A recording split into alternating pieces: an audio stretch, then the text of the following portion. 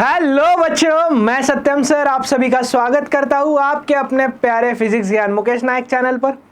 तो चलो, last lecture में हम लोग लेंस के बारे में पढ़ रहे थे। लेंस के बारे में हमने लेंस के टाइप्स भी देख लिए थे, हर डायग्राम ड्रॉ किया था और याद कैसे रखना है ये भी आपको मैंने बढ़िया तरीके से बताया था। एकदम हमने प्रॉपर डायग्राम के शेप्स लेकर ड्रॉ किया हुआ था ताकि आप भूल ना पाओगे। लास्ट लेक्चर में हम लोग इस पर आए थे कि मैंने आपको बताया था कि लेंस में भी 5 पैरामीटर्स होते हैं, R1 R2 मतलब लेंस में दो स्पेरिकल सरफेसेस होते हैं, तो उन दोनों स्पेरिकल सरफेसेस का रेडियस होता है ये। F मतलब फोकल लेंथ होता था, बट यहाँ पर फोकल लेंथ जो है ना, तो यहाँ पर focal length radius of curvature से आधा नहीं होता है। जो हम लोग मिरर में पढ़े थे ना, focal length is half of radius of curvature, तो वो लेंस में वैलिड नहीं होता है। एंड देन U मतलब वही चीज है, ऑब्जेक्ट डिस्टेंस, और V मतलब इमेज डिस्टेंस। और दूसरा चीज आपको याद रखना है कि साइन कन्वेंशन वाला चीज, कि साइन कन्वेंशन जो है, जो हम लोग मिरर में साइन कन्वेंशन यूज किए थे, वही साइन कन्वेंशन हम लोग यहां पर भी यूज करेंगे। ठीक है, तो चलो आगे बढ़ते हैं। जैसे मिरर फॉर्मूला हमने पढ़ा हुआ था, वैसे ही एक लेंस फॉर्मूला होता है। पहले आपको मैं मिरर फॉर्मूला याद दिला देता हूं, देखते हैं कितने लोगों को याद आ रहा है मिरर फॉर्मूला, और उससे लेंस फॉर्मूला याद करवाएंगे।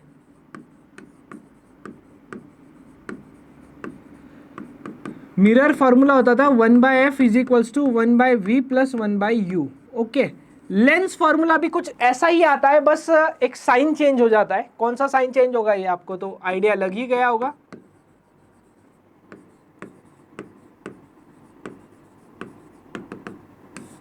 लेंस फॉर्मूला क्या आएगा बेटा, 1/f is equals to 1/v और 1/u वैसे ही रखो। जो 1/v प्लस 1/u आता था ना, वहां पे माइनस आएगा। अच्छा, दोनों भी डेरिवेशन सिलेबस में नहीं है, बट याद कैसे रखोगे, कहीं भी प्लस माइनस गड़बड़ कर दिया तो खत्म, टाटा बाय बाय, क्वेश्चन समाप्त हो जाएगा उधर ही आपका। याद ऐसे रखना है कि लेंस मतलब चश्मा बताया मैंने आपको लास्ट लेक्चर में, बराबर। तो लेंस लगना कुछ अच्छी बात नहीं है। ठीक है सर, आपको तो लगा हुआ है, अरे भाई लगा है, बट क्या करेंगे, नहीं लगाए तो दिखेगा नहीं ना। तो लेंस लगना अच्छी बात नहीं है, मतलब निगेटिव चीज़ है, तो लेंस के फॉर्मूले में माइनस आता है, ऐसे आप याद कर सकते हो। ठीक है, नहीं तो एग्जैक्ट किसी ने पूछा माइनस क्यों आता है, तो हमें तो बताया था सर ने कि लेंस चश्मा लगना अच्छी बात नहीं इसलिए निगेटिव। भाई याद रखने के लिए ट्रिक बता रहा हूँ, ठीक है, डेरिवेशन नहीं है सिलेबस में इसलिए।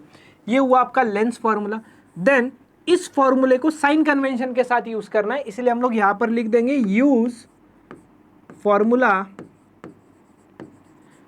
With sign convention, use formula with sign convention. ये फॉर्मूला साइन कन्वेंशन यूज करके ही करना है, क्योंकि साइन कन्वेंशन बहुत इंपॉर्टेंट होता है। ठीक है, थोड़ा सा प्लस माइनस इधर उधर हो गया तो खत्म। मैं आपको रिकॉल करवा देता हूँ शॉर्ट में साइन कन्वेंशंस के बारे में। Direction of incident ray positive लिया जाता है। क्या लिया जाता है, direction of incident ray positive लिया जाता है। ठीक है, और बाकी मतलब जिस इधर वाला डायरेक्शन ले रहे हो इंसिडेंट रे का, तो इधर जो डिस्टेंस मेजर करोगे वो पॉजिटिव रहेंगे। अगर कर्व सरफेस है तो पोल से मेजर करते हैं, लेंस से तो ऑप्टिकल सेंटर से मेजर किया जाता है। ठीक है, हम लोग क्वेश्चंस में देखेंगे, डोंट वरी।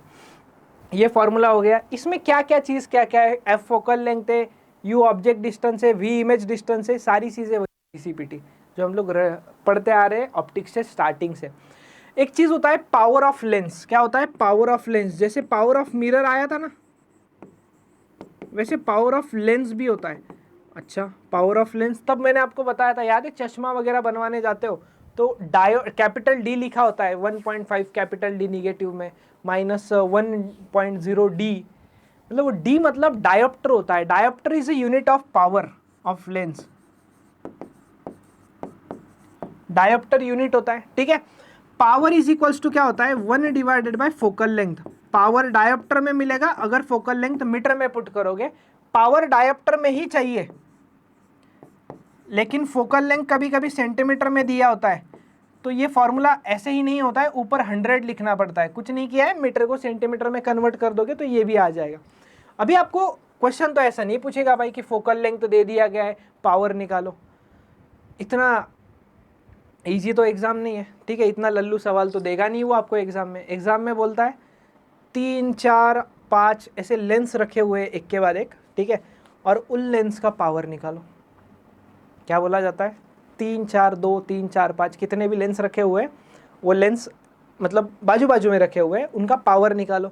तो कुछ नहीं होता है, पावर अगर आपको निकालना है तो power is equals to, power direct add हो जाता है P1 plus P2 plus P3 plus जितने भी लेंस दे रखे हैं, ठीक है। तो इसको निकालते कैसे है, इधर 1/f मिलेगा, तो ये P1 मतलब 1/f1, P2 मतलब 1/f2, P3 मतलब 1/f3, ऐसा चलता रहेगा। तो ये मल्टीपल लेंस के लिए फॉर्मूला बनता है, ठीक है। ये किसके लिए बना है फॉर्मूला, ये मल्टीपल लेंस के लिए बना हुआ है। और मल्टीपल लेंस के साथ साथ कभी कभी दो लेंस दे दिए जाते हैं, ठीक है। ये भी एक इम्पॉर्टेंट है, एक ये लेंस दिया हुआ है आपको, मान लो ये फोकल लेंथ f1 इसका, और ये एक लेंस दिया हुआ है f2, इन दोनों के बीच का डिस्टेंस d दिया हुआ है। और ये जो मैं वैरायटी बता रहा हूँ ये दो ही लेंस में पूछा जाता है। इस वैरायटी में आपको क्या पूछा जाता है, पावर पूछा जाता है, दो lens separated by distance d। Just a second,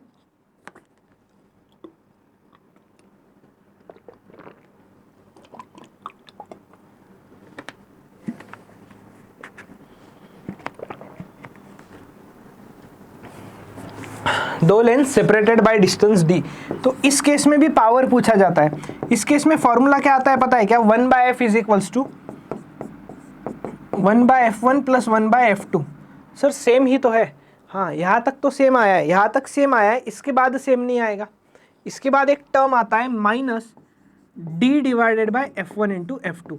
ये टर्म आपको याद रखना है, d डिस्टेंस से सेपरेट किया गया है, d divided by f1 into f2। Power नहीं निकाला है ना सर आपने, फोकल लेंथ निकाला है।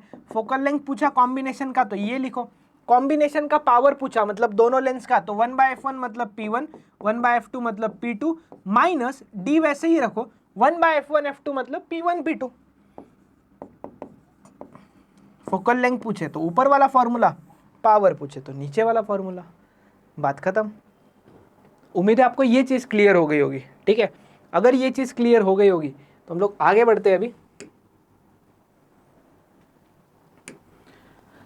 अभी क्या आता है, आगे आता है refraction at a single spherical surface. Refraction at a single spherical surface मतलब क्या, एक ही स्पेरिकल सरफेस है ऐसा। इसका हम लोग डेरिवेशन नहीं करेंगे, पहले ही बताता हूं।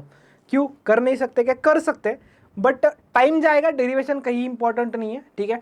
आपको 11th के बोर्ड्स एग्जाम में पूछा जा सकता है बस, लेकिन वो भी डेरिवेशन बहुत जरूरी नहीं है क्योंकि इस पे न्यूमेरिकल बहुत इंपॉर्टेंट है। तो हम लोग डेरिवेशन वाला जो टाइम देने वाले, वो डेरिवेशन वाला टाइम हम लोग थोड़ा सा फॉर्मूला एनालिसिस पर दे देंगे, साइन कन्वेंशंस पे दे देंगे, और फिर क्वेश्चन देखेंगे ताकि हमारा टाइम यूटिलाइज हो जाए अच्छे से। एक स्पेरिकल सरफेस था, ठीक है, ये स्पेरिकल सरफेस है। देन स्पेरिकल सरफेस में ये प्रिंसिपल एक्सिस और यहाँ पर ये पोल होता है। अभी यहाँ पे स्पेरिकल सरफेस से जब रिफ्रैक्शन होता है तो यहाँ पे आपको क्या यूज करना होता है, यहाँ पर आपको फॉर्मूला कौन सा यूज करना होता है, स्नेल्स लॉ सुना है ना, स्नेल्स लॉ रिफ्रैक्शन, हाँ। तो वो एंगल आई दिख रहा है आपको यहाँ पे, ये इंसिडेंट रहे, ये एंगल ऑफ इंसिडेंस है, ये रिफ्रैक्टेड रहे, ये एंगल ऑफ रिफ्रैक्शन है, अल्फा बीटा वगैरह। तो ये तो जस्ट समझने के लिए मतलब डेरिवेशन पर्पज से दिए हुए थे, छोटा सा ऐसा ही डायग्राम होता है। इधर मैंने कहीं ऑब्जेक्ट रख दिया होता है, यहाँ पे क्या होता है, मेरा ऑब्जेक्ट होता है, ठीक है, और इधर मेरा कहीं इमेज बन रहा होता है, मान लो आई। तो ये जो डिस्टेंस हम लोग लेते हैं, इधर से मेजर किया होता है, यू लेते हैं ऑब्जेक्ट डिस्टेंस, माइनस में लेना पड़ता है ये, ठीक है। फॉर्मूले में नहीं, हम लोग डेरिवेशन की बात कर रहे हैं। और यहाँ से पोल में ये जो डिस्टेंस लिया जाता है इसे प्लस वी लेते हैं, क्यों, क्योंकि हम लोग लाइट के इंसिडेंट रे का डायरेक्शन ये मान रहे हैं। तो इधर जो भी डिस्टेंसेस मेजर होंगे वो प्लस रहेंगे, इधर जो मेजर होंगे वो माइनस रहेंगे। और ये एक कर्व सरफेस आया है ना बेटा, ये क्या आया है, एक कर्व सरफेस आया है। तो एक कर्व सरफेस का तो एक ही रेडियस होगा, ऑब्वियसली इस कर्व सरफेस का रेडियस इधर होगा, तो रेडियस पॉजिटिव लेंगे। ये हुआ आपका डेरिवेशन वाला पॉइंट ऑफ व्यू, जिसमें आप साइन कन्वेंशन की बात की है हम लोगों ने। अच्छा, फॉर्मूला क्या आता है सर, फॉर्मूला बहुत इजी सा आता है। फॉर्मूले में क्या आता है, ये आपका इनिशियल मीडियम है, बराबर, इनिशियल मीडियम है, इसका रिफ्रैक्टिव इंडेक्स n1 हम लोग μ1 कहते हैं, बस बुक में n1 कहा है। ये फाइनल मीडियम, फाइनल मीडियम, इसका रिफ्रैक्टिव इंडेक्स n2 लिखा है बुक में, हम लोग μ2 लेते हैं। बस इतना ही डिफरेंस है, इनिशियल फाइनल μ1 μ2 मतलब क्या, μ1 मतलब जिस मीडियम में लाइट आ रहा है, और μ2 n2 जो भी कहना है कहो, वो मतलब मीडियम से, फर्स्ट मीडियम से लाइट जहाँ जाएगा वो हमारा सेकेंड मीडियम रहेगा।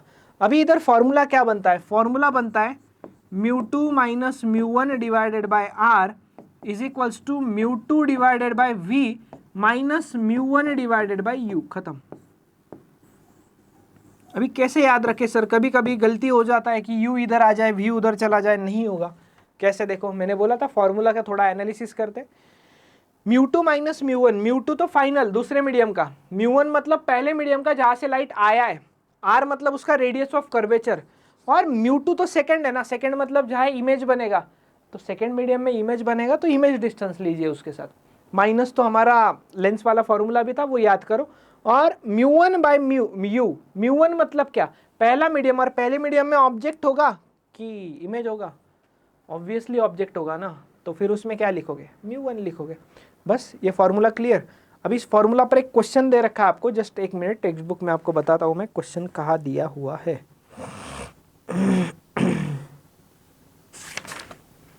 किधर गया भाई, हाँ, क्वेश्चन 169 पेज नंबर पर एक क्वेश्चन दे रखा है आपको। अभी हम लोग वो क्वेश्चन सॉल्व करेंगे, ठीक है। क्वेश्चन से आपको और अच्छे से बेहतर क्लियरिटी आएगी। देखो अभी क्वेश्चन में क्या बोला है, a glass paperweight. Glass paperweight मतलब पता है क्या, कहीं ऑफिस वगैरह में जाते हो ना कहीं पर, तो एक कांच का एक स्लैब जैसे होता है या सर्कुलर ग्लास होता है, वैसा ही ग्लास पेपर वेट मतलब पेपर पर रखा जाता है ताकि वो पेपर उड़ ना जाए। Glass paperweight n equals to 1.5, मतलब रिफ्रैक्टिव इंडेक्स दिया हुआ है उसका 1.5। अच्छा, जब भी रिफ्रैक्टिव इंडेक्स की बात आती है ना, तो ये रिफ्रैक्टिव इंडेक्स हम लोग 1/1.5 को 3/2 ले लेते हैं कैलकुलेशन इजी होने के लिए। आप 1.5 लेके भी आंसर नहीं आएगा, ऐसा कोई बात नहीं है। Of radius 3 centimetre has a tiny air bubble trapped inside, जिसका रेडियस कितना है 3 सेंटीमीटर है, और has a tiny air bubble, उसमें एक छोटा सा एयर बबल अटक चुका है। अच्छा, trapped inside, closest distance of the bubble from the surface is 2 centimetre. Bubble का क्लोजेस्ट डिस्टेंस कितना है सरफेस से, 2 सेंटीमीटर। अभी एकदम आराम से क्वेश्चन पढ़िएगा, ये आपके लिए सर्कुलर, वो जो ये है पेपर वेट, जिसका रेडियस कितना 3 सेंटीमीटर। ओके, ये 3 सेंटीमीटर दिया है, ठीक है। देन क्या बोला है, trapped inside closest distance of bubble from surface is 2 centimetre. यहाँ पर एक एयर बबल ट्रैप हो चुका है, ठीक है, जिसका इस सरफेस से डिस्टेंस 2 सेंटीमीटर है। इस सरफेस से 2 सेंटीमीटर, तो इस सरफेस से 4 सेंटीमीटर आएगा।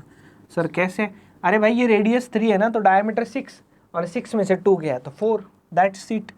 चलो नेक्स्ट पे जाते हैं, आगे क्या बोला है, वो where will it appear when seen from the other end, from where it is farthest.